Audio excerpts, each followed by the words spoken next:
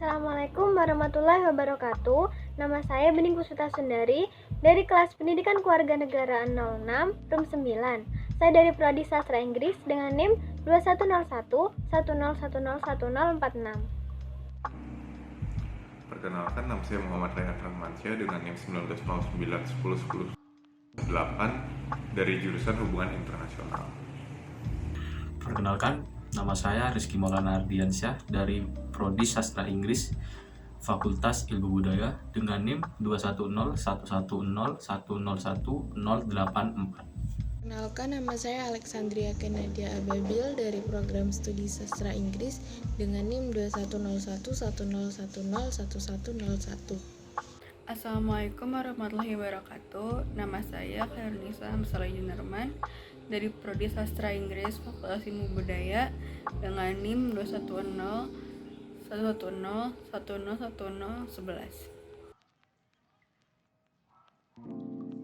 Di sini saya akan menjelaskan tentang latar belakang. Latar belakang adanya ketahanan nasional dan bela negara.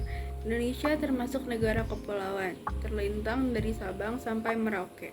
Indonesia juga disebut sebagai bargaining power atau bargaining position karena posisinya sangat strategis dalam lingkup global. Yang artinya akan banyak negara yang tahu, berkunjung, bahkan bekerjasama dengan Indonesia. Dan karena posisi yang strategis, pastinya akan ada ancaman-ancaman yang datang dari luar yang akan membahayakan kedaulatan NKRI ini. Dan salah satu caranya yaitu memperkuat pertahanan nasional di NKRI yang tidak ingin dilakukan oleh pemerintah tetapi juga oleh rakyat. Kali ini saya akan menjelaskan tentang rumusan masalah. Beberapa hal yang penting yang kelompok kami akan bahas adalah konsep dan urgensi ketahanan nasional dan bela negara, alasan mengapa diperlukan ketahanan nasional dan bela negara, beberapa sumber historis, sosiologis, politik dari ketahanan nasional dan bela negara, dinamika dan tantangan ketahanan nasional dan bela negara, dan yang terakhir yaitu esensi dan urgensi ketahanan nasional.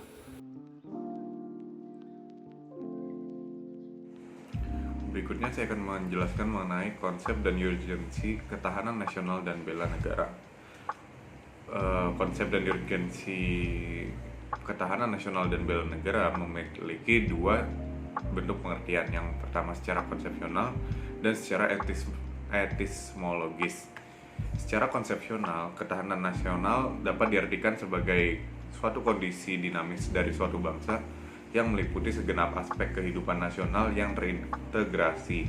Sedangkan secara etimologis, istilah ketahanan berasal dari kata dasar tahan yang berarti tahan penderitaan, tabah, kuat dan dapat menguasai diri, gigih dan tidak mengenal menyerah.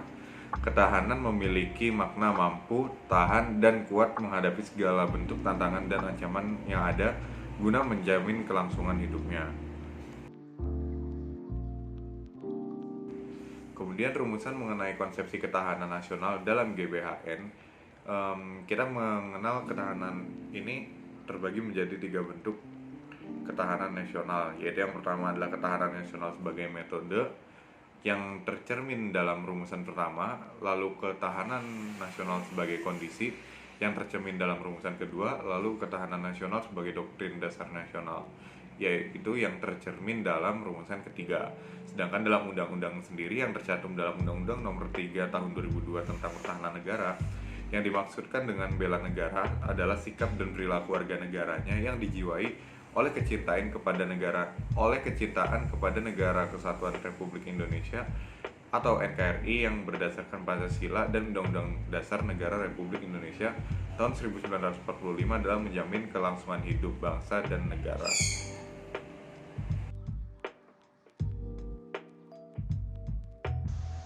Alasan mengapa diperlukan ketahanan dan bela negara. Ketahanan nasional merupakan kondisi sekaligus konsepsi pembangunan nasional dalam pencapaian tujuan dan cita-cita bangsa.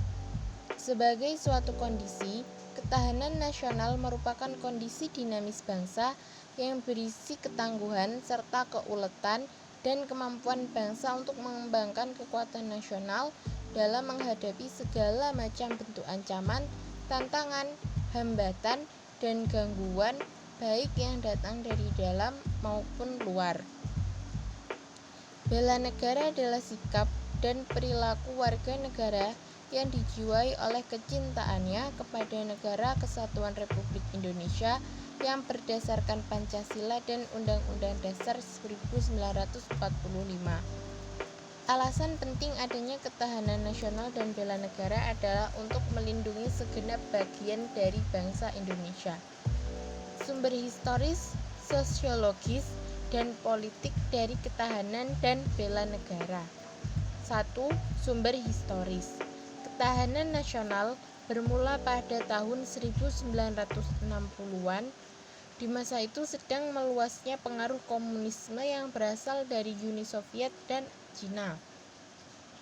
Sejarah keberhasilan Indonesia dalam melawan komunis dengan ketahanan nasional berlandaskan ideologi. Yang kedua, sumber sosiologis. Ketahanan nasional bermula dari ancaman setelah Perang Dingin terhadap budaya dan kebangsaan. 3. Sumber politik. Ketahanan nasional dewasa ini sangat dipengaruhi oleh kondisi ketidakadilan sebagai musuh bersama.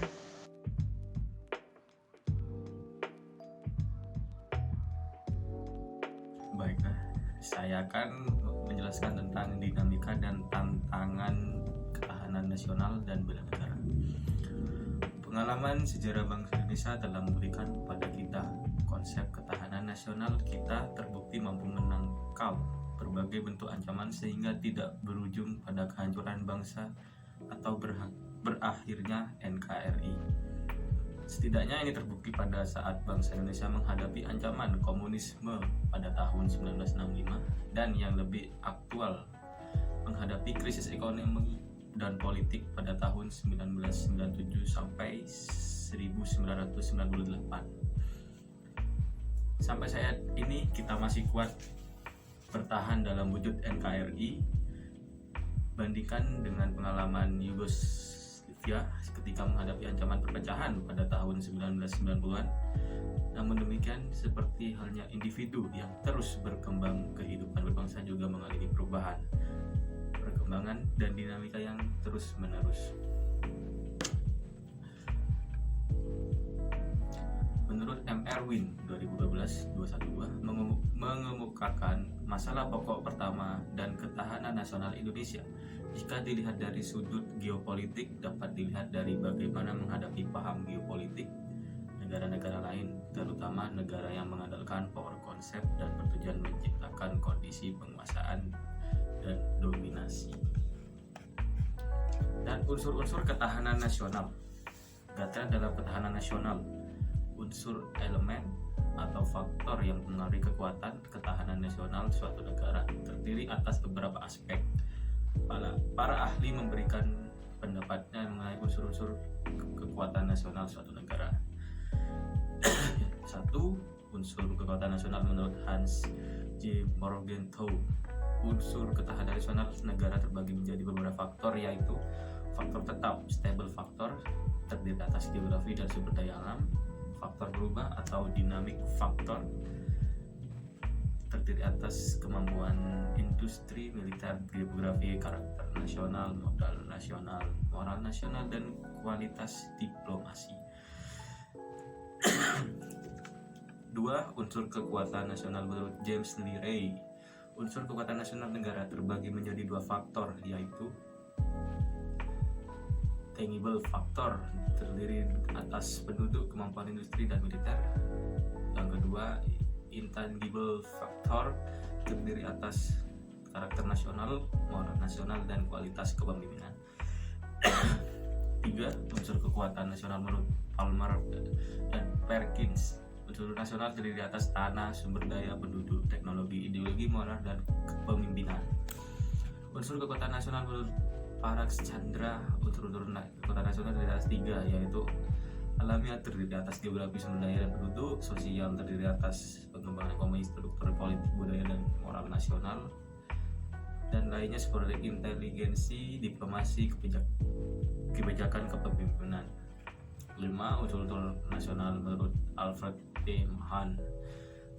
Unsur-unsur kekuatan nasional terdiri atas letak geografi, wujud bumi, luas wilayah, jumlah penduduk, watak nasional, dan sifat pemerintahan.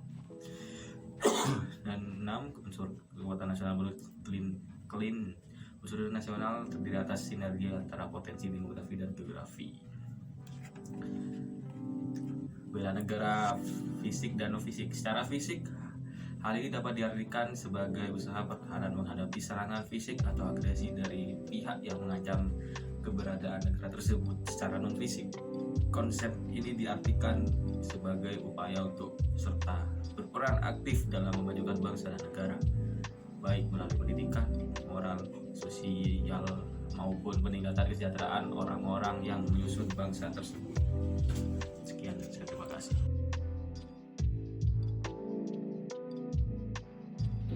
Esensi dan urgensi ketahanan nasional dan bela negara. Pada hakikatnya, esensi dan ketahanan nasional berarti kemampuan bangsa dan negara dalam menghadapi segala bentuk ancaman, baik dari dalam maupun luar, serta langsung dan tidak langsung yang semakin luas dan kompleks. Menurut Morgenthau dalam bukunya Politics Among Nations, The Struggle for Power and Peace, terdapat 2 faktor yang memberikan kekuatan bagi suatu negara, yakni faktor yang relatif stabil atau stable factors dan faktor yang relatif berubah atau dynamic factors.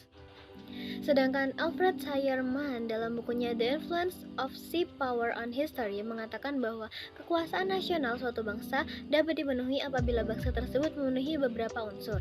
Di sisi lain, Klein dalam bukunya World Power Assessment, A Calculus of Strategic Drift, melihat suatu negara dari luar sebagaimana dipersepsikan oleh negara lain yang merupakan akumulasi dari faktor sinergi. Model Astagatra yang dikembangkan oleh Lemhanas atau Lembaga Pertahanan Nasional digunakan sebagai landasan tolak ukur dalam menilai ketahanan nasional Indonesia sebagai strategi dan kondisi. Hal yang menjadikan ketahanan nasional sebagai konsepsi dasar khas bangsa Indonesia adalah pemikiran tentang 8 unsur kekuatan bangsa atau Astagatra, terdiri dari Trigatra atau 3 gatra alamiah dan Pancagatra atau 5 gatra sosial. Yang pertama adalah gatra letak dan kedudukan geografis atau wilayah. Gatra ini menentukan kekuatan nasional negara. Yang kedua adalah gatra keadaan dan kekayaan alam. Pengelolaan dan pengembangan sumber kekayaan alam merupakan salah satu indikator ketahanan nasional. Yang ketiga adalah gatra keadaan dan kemampuan penduduk. Gatra ini sangat besar pengaruhnya terhadap upaya membina dan mengembangkan ketahanan nasional.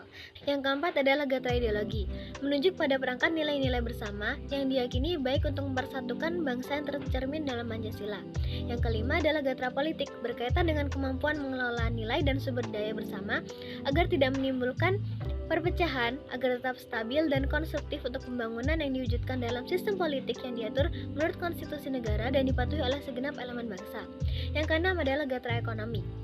Ekonomi yang dijalankan oleh suatu negara merupakan kekuatan nasional negara yang bersangkutan terlebih di era global ini. Yang ketujuh adalah gatra sosial budaya. Kondisi sosial budaya masyarakat Indonesia disokong dengan baik oleh Seloka Bhinneka Tunggal Ika. Selama Seloka ini dijunjung tinggi, maka ketahanan sosial budaya masyarakat relatif terjaga.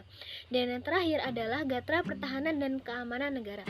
Pertahanan negara Indonesia bersifat semesta dengan menempatkan TNI sebagai komponen utama pertahanan, didukung komponen cadangan dan komponen pendukung, terutama dalam hal menghadapi berbagai bentuk ancaman militer. Dan saya akan menjelaskan tentang kesimpulan. Kesimpulannya bahwa kita sebagai warga negara juga punya kewajiban untuk andil dalam ketahanan nasional dan bela negara. Dan juga segala aspek yang ada di negara kita memang harus dilindungi. Nah, tidak hanya oleh pemerintah, tapi kita sebagai rakyat juga ikut andil. Kedaulatan suatu bangsa adalah harga diri seluruh warga negaranya. Pancasila sebagai ideologi negara dan kita rela berkorban untuk bangsa dan kelangsungan hidup dan negara.